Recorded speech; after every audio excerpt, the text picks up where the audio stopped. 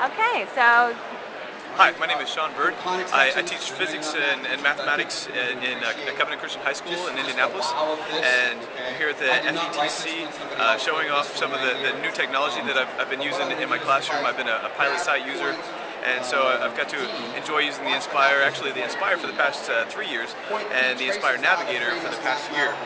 And so what the Inspire Navigator is it's a way for the teacher to see what is on the handheld. I can send files wirelessly to the students, and then I can receive the files. I can ask them questions, and so let me demonstrate this.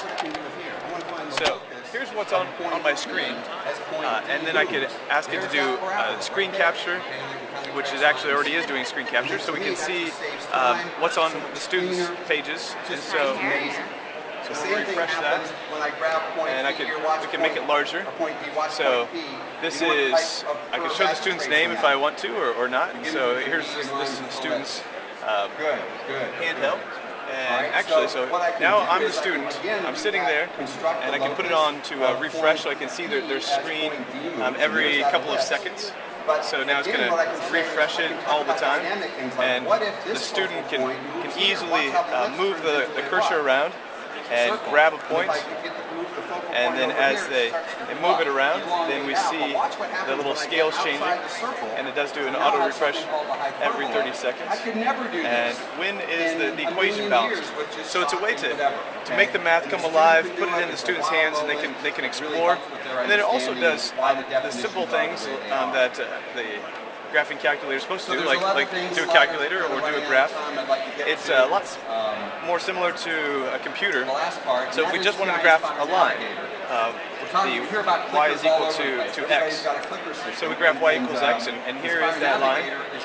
And now we can change the y-intercept just by grabbing and moving up. Or we can change the slope by grabbing it out here.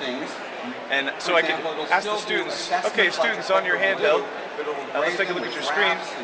So on the handheld, open up a graph and show me a line that's a negative line. Show me a negative slope. So they do a negative slope, and then we can look on everybody's screen. And this was a student who was paying attention at that moment and seeing how they're doing with that. Also, you can do formative assessment with this thing called Quick Poll. So I can ask all the class a question. We can make a true, false, yes, no, multiple choice. And so how about we'll make it yes, no. Does a negative slope mean the graph is going up?